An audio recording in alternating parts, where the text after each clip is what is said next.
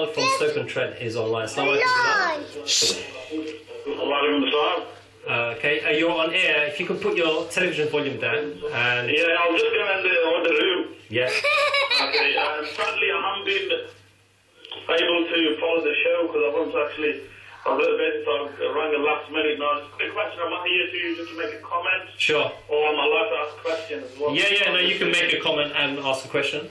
That's fine. Yeah. In all honesty, I think I'm not in a position to ask a question because I didn't follow what the argument or rather what the Dr. Musab was, what he actually said. So I will make a quick, I will ask a question to both of you, especially you, the guys who are in Canada. We've got 52 Muslim countries across the world this year, and most of them have their own armies.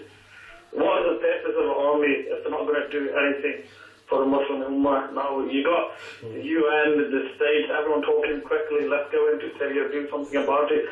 But what about our own armies? What are they there for? Or is that just to polish their shoes, or what? I would like an answer on that, to be honest. Okay. I mean, what is their purpose? They're meant to be armies. Okay, and they're actually doing nothing, they just sit there idly. I'm sure it must affect them in some way when they see all that genocide, innocent children dying left, right, centre every day. It's not even hidden anymore, it's on the BBC, it's on the CNN. Wherever you go, you can't ignore it. Okay, alright. You've made your points very clearly there, Bilal. Thank you for calling on this. I mean, Bilal made the point, and we might as well cover this because Asma mentioned this at the beginning as well, about the point of the Muslim armies and all of this kind of stuff. What can they do, really? Well, I mean, I'm not sure I'm in a position to comment on the need for a Muslim army.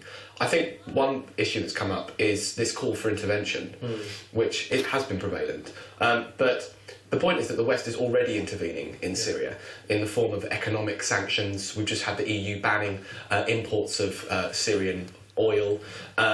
They also use so-called neutral institutions like the International Criminal Court to effectively allow their intervention to take different forms.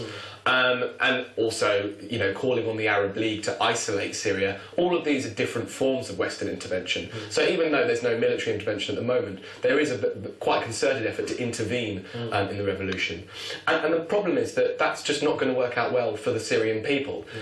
Western intervention never makes the situation better for the people on the ground. It hasn't for Libya, has it? Well, absolutely not. And I think there's an interesting parallel because what took place with what's happening at the moment with the Free Syrian Army is effectively you have quite an incoherent fighting force, lots of different political interests at work coming together under this quite amorphous banner, which is the Free Syrian Army. And the same thing happened with the NTC in Libya, and Western intervention was used to artificially bolster the coherence of the NTC to push the revolution over what the West saw to be its finishing line, the toppling of Gaddafi.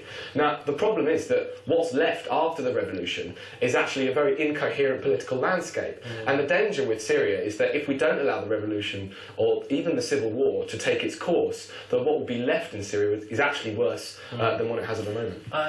But you can understand people's worries and frustration seeing, I mean,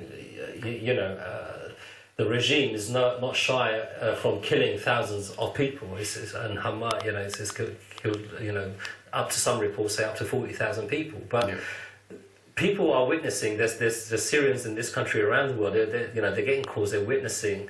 Their friends, family, relatives being killed, being almost kidnapped, disappearing, rape. There's massacre taking place. So, you can understand naturally why they'll be calling for intervention. Surely something should happen. Of course, there's a personal reaction when you have family members and friends on the ground in Syria. But bombing a country is not the solution to those personal tragedies. But it's not even just personal tragedies. It's most Western liberal commentators calling for intervention in Syria do so on this basis, that they almost can't sleep at night because of what's going on in Syria. So we need to bomb Syria in order to exercise our own concerns. And it's a deeply, deeply narcissistic, self-obsessed position to take on what is an incredibly complex political issue. And one thing the West has become very bad at is allowing history to take its course.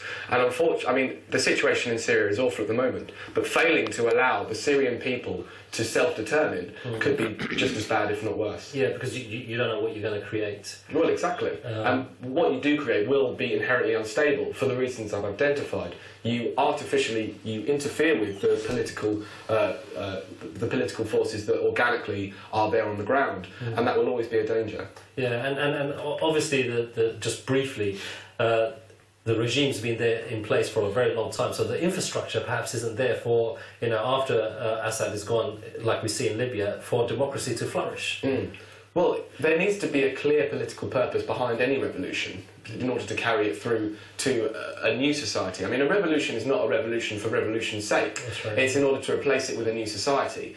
And that's precisely the problem with Western intervention, is that it artificially pushes a revolution towards what the West sees to be a climax, when actually what they have prepared to put in place, exactly as you say, there is no common political project. And so the society that you end up with after the revolution may be, as I said, just as bad, if not worse, as it was before the revolution. Okay.